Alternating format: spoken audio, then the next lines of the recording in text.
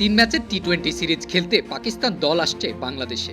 সকালে দলের একাংশ নামবে বিমানবন্দরে, আর তাই বিমানবন্দরের ভিআইপি গেটে কড়া নিরাপত্তার আয়োজন দেখা গেল। সেখানে বিভিন্ন বাহিনীর সদস্যদের সাথে মোতায়েন করা হয়েছে প্রশিক্ষিত ডগ স্কোয়াড।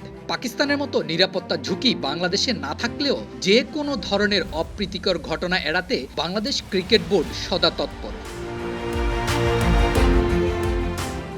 ঠিক সময়ে বিমানবন্দরে নামলেও গণমাধ্যম কর্মীদের চোখ ফাঁকি দিয়ে বাসে উঠে বিমানবন্দর ত্যাগ করল পাকিস্তান দল।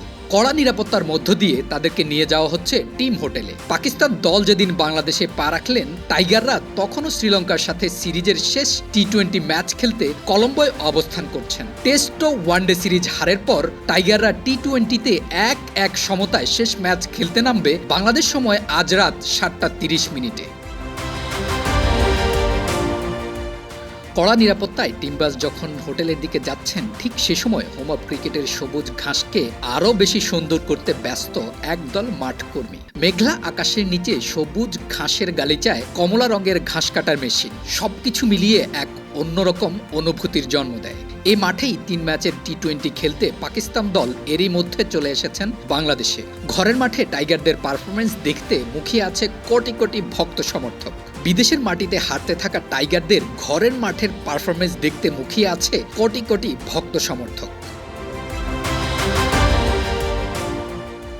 নিরাপত্তাজনিত কারণে পাকিস্তানের মাটিতে কোনো আন্তর্জাতিক ম্যাচ অনুষ্ঠিত হয়নি অনেক বছর। পরে ভিভিআইপি নিরাপত্তায় পাকিস্তানে ক্রিকেট ফিরলেও ভারত পাকিস্তান যুদ্ধে আবার বন্ধ হয় ক্রিকেট। তাই পাকিস্তান দল মানেই যেন বাড়তি সতর্কতা দরকার হয়। যদিও বাংলাদেশে বড় ধরনের নিরাপত্তাজনিত কোনো ঝুঁকি নেই, তারপরও বিমানবন্দর থেকে টিম হোটেল অথবা টিম হোটেল থেকে মাঠ, সবখানেই পাকিস্তান টিমকে নিরাপত্তার চাদরেই ঢেকে রাখা হবে।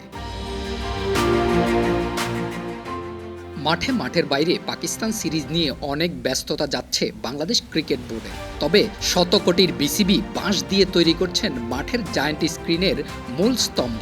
শুধু তাই নয়, নিজেদের বসানো সাইড স্ক্রিন নষ্ট হয়ে যাওয়ায় পাকিস্তান সিরিজের জন্য এখানেই বসবে ভাড়া করা ডিজিটাল স্ক্রিন। আর সেই কাজেই ব্যস্ত সময় পার করছেন একসাথে অনেকগুলো মানুষ।